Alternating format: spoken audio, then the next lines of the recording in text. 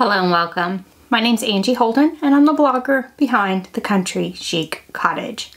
Today we're going to make a cute personalized Glowforge Christmas ornament, and I have free SVG files for you to do so.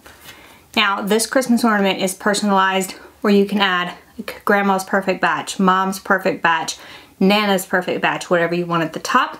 You can add the year and you can add the names of the perfect batch to the little gingerbread men that you'll add to the cookie jar at the end.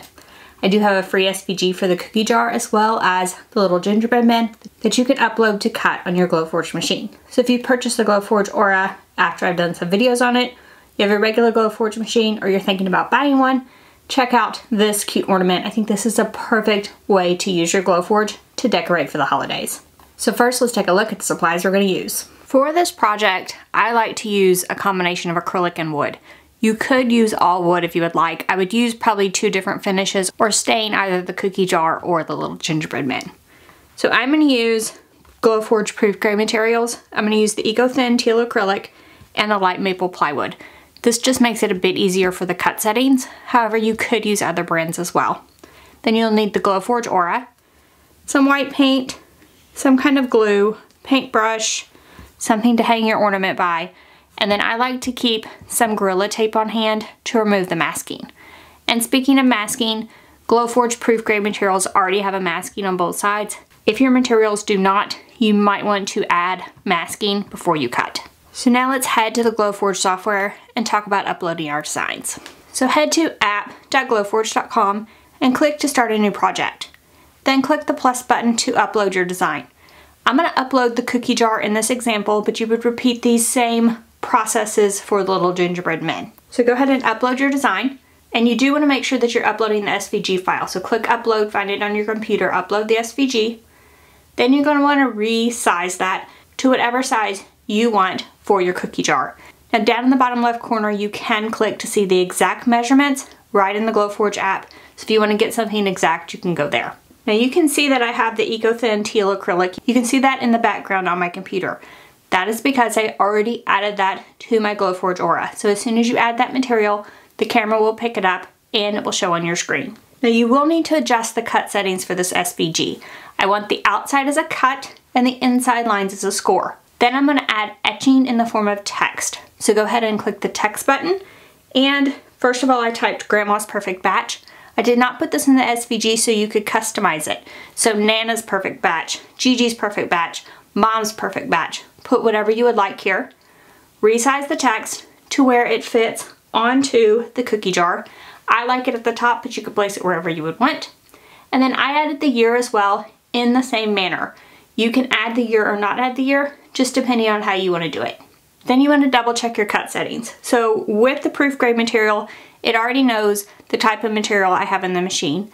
I want to make sure that the text is an engrave, the outside of the cookie jar is a cut, the inside of the cookie jar is a score. So we'll just kind of make a line with that score function. And then once I have that in location, I can go ahead and click print.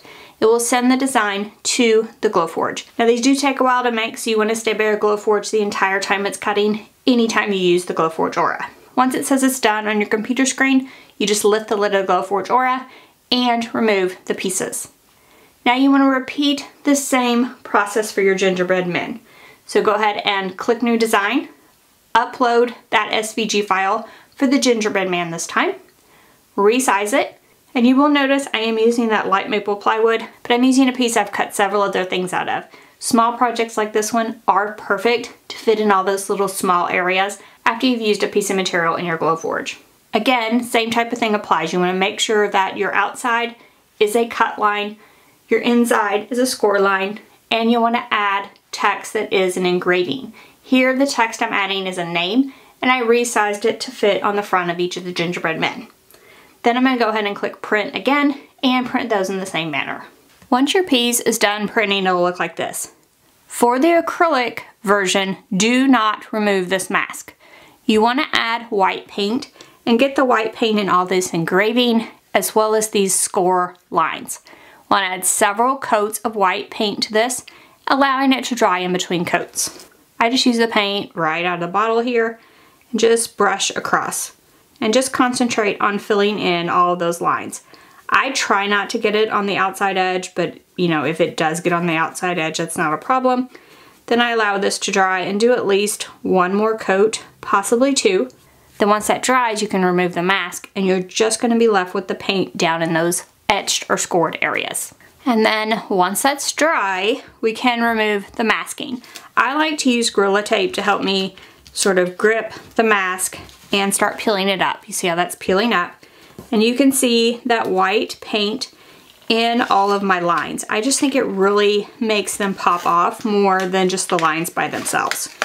So I'm gonna work on removing the mask from this piece. And then the little gingerbread men, I'm not gonna do anything to them except remove the mask. So you don't need to paint them or anything, just the wood with the engraving as well as the score lines will be fine for those. Then we'll take a look at putting all of this together. For some of the super small pieces of masking, centers of the letters and things like that, I did carefully use a weeding hook to lift those up. Otherwise, I just used my tape. Now I have my little gingerbread men. I do want to say, especially the gingerbread men, be sure to remove the masking from the back. And you can of course remove the masking from the back of the ornament as well. But it is going to be critical on those gingerbread men because we are going to be gluing those down. So once you have that done, we're going to kind of place the little guys, girls, whatever you want to say, wherever you would like on the cookie jar. And then you want to use some kind of glue that's okay for wood to acrylic. So I'm just going to use this little Gorilla super glue guy here and just glue these in place. And then I'll just set this aside and allow it to dry. And then after that, you just add your twine, ribbon, whatever to the top to hang it on your tree. And you have a customized, personalized Glowforge Christmas ornament. Now, just that quickly, we have a personalized Christmas ornament for our tree. So you could use this same process for a wide variety of ornaments, adding names, adding the year, adding tons of different designs that are personalized to you.